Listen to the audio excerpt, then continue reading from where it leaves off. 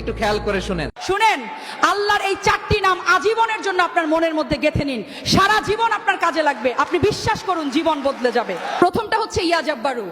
জীবনে যখন অনেক কষ্ট পাবেন, কাছের মানুষ যখন আপনার হৃদয়টা ভেঙে চুরমার করে দেবে, তখন প্রতিদিন এটা পড়বেন। এর মানে হলো, হে ভগ্ন হৃদয় জোড়া লাগানোর রব, তুমি আমার এই ভাঙা হৃদয়টা জুড়ে দাও।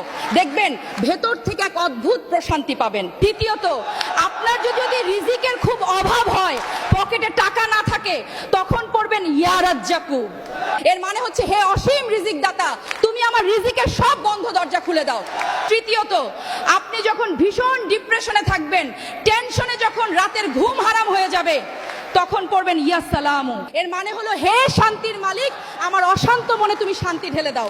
আর 4 নাম্বার, বারবার দোয়া করারও পরও যখন দেখবেন দোয়া কবুল হচ্ছে না, তখন হতাশ না হয়ে পড়বেন ইয়া মুজিবু, মানে হে দোয়া কবুলকারী রব, তুমি আমার ফরিয়াদ কবুল করে নাও। ভিডিও